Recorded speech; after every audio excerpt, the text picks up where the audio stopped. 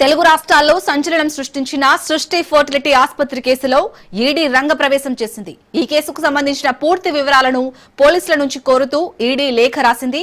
ఈ కేసులో ఉన్న కీలక అంశాలపై సమగ్ర విచారణ చేయాలని నిర్ణయించుకుంది. చైల్డ్ ట్రాఫికింగ్ కేసులో డాక్టర్ నమ్రత ప్రధాన నిందితురాలిగా తేలింది. మొత్తం 86 మంది పిల్లలను చైల్డ్ ట్రాఫికింగ్ కు పాల్పడినట్లు ఆరోపణలు ఉన్నాయి. సరోగసీ పేరుతో అక్రమంగా పిల్లల వ్యాపారం కూడా చేసినట్లు ఈడీ అనుమానాలు వ్యక్తం చేసింది.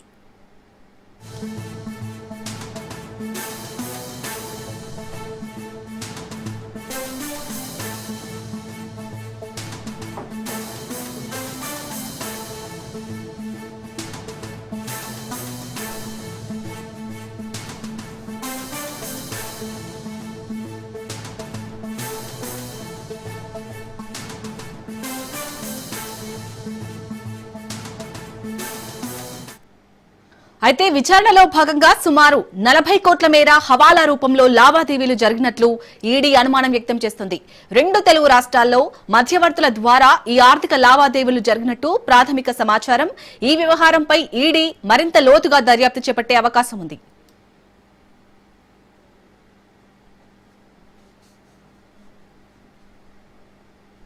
రైట్, ఇక సృష్టి ఆసుపత్రి కేసులో ఈడీ ఎంటర్ అయింది. దీనికి సంబంధించి పూర్తి అప్డేట్స్ మా ప్రతినిధి రత్నకుమార్ అందిస్తారు. రత్నకుమార్, ప్రధానంగా ఏ అంశాన్ని దృష్టిలో పెట్టుకుని ఈడీ ఈ కేసుపై విచారణ చేపట్టే అవకాశం ఉంది?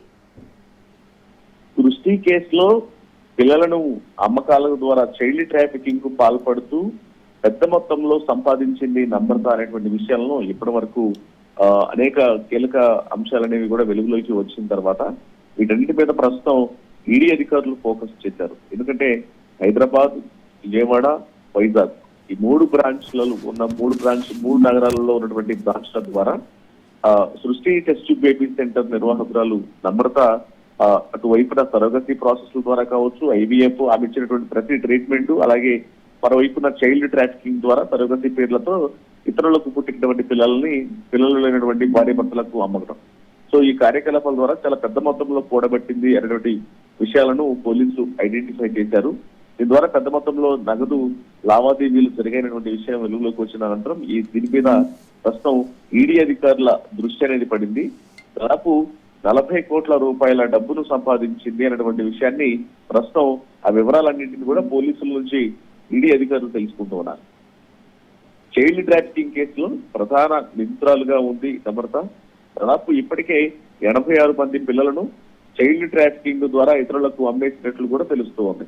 సరోగసీ పేరుతో అక్రమంగా పిల్లల వ్యాపారం చేసినట్లు ఈడీ అనుమానాలు వ్యక్తం చేస్తూ 40 కోట్ల రూపాయల మేర హవాలా రూపంలో లావాదేవీలు జరిగినట్లు భావిస్తున్నారు. కాబట్టి దీని మీద మరింత దర్యాప్తు చేసి అసలు ఆ 40 కోట్ల రూపాయలైనా లేకపోతే అంతకంటే ఎక్కువ పెద్ద మొత్తంలో లావాదేవీలు జరిగాయా అనేటువంటి విషయాలన్నింటినీ కూడా తెలుసుకునేటువంటి ప్రయత్నం చేస్తుంది. ఎందుకంటే నమ్రత ఇప్పటికే తెలంగాణ రాష్ట్ర వ్యాప్తంతో పాటు అలాగే హైదరాబాద్, అలాగే ఇతర రాష్ట్రాల నుంచి కూడా పిల్లలను పేద మహిళల నుంచి కూడా కొనుగోలు చేసి గర్భవతులు అయిన తర్వాత వాళ్ళ పిల్లలకు డెలివరీ అవ్వగానే ఆ పిల్లలను కొనుగోలు చేసి వాళ్ళ తల్లిదండ్రుల దగ్గర నుంచి ఎవరైతే తమ దగ్గరికి ట్రీట్మెంట్ కోసం వస్తారో వాళ్లకు అప్పగించినటువంటి ఘటనలు అనేవి వెలుగులోకి వచ్చాయి. కాబట్టి సో వీటన్నిటి మీద కూడా ప్రస్తుతం ఈడీ అధికారులు దర్యాప్తు ముమ్మరం చేశారు. పెద్ద ఎత్తున మనీ లాండరింగ్ జరిగి ఉంటుంది. ఆమె ఈ సరోగసీ ప్రాసెస్ల ద్వారా అలాగే ఐవీఎఫ్ కార్యకలాపాల ద్వారా పెద్ద మొత్తంలో కూడబెట్టింది. సో వీటన్నిటికి సంబంధించి కూడా ఆర్థిక లావాదేవీల మీద ప్రస్తుతం ఈడీ అధికారులు ఫోకస్ చేసి ఎంత మేర అవినీతికి పాల్పడింది అనేది కూడా తెలుసుకునేటువంటి ప్రయత్నాలు చేస్తూ ఉన్నారు. రత్నకుమార్, అలాగే మొత్తం 86 మంది పిల్లలను అయితే ఈ చైల్డ్ ట్రాఫికింగ్ కు పాల్పడినట్లు అయితే ఆరోపణలు వస్తున్నాయి. దీనికి సంబంధించి అప్డేట్స్ ఏంటి? ఇప్పటికే చైల్డ్ ట్రాఫికింగ్ ముఖ్యంగా ఎప్పుడైతే ఈ కేసు అనేది వెలుగులోకి వచ్చిందో సృష్టి టెస్ట్ బేబీ సెంటర్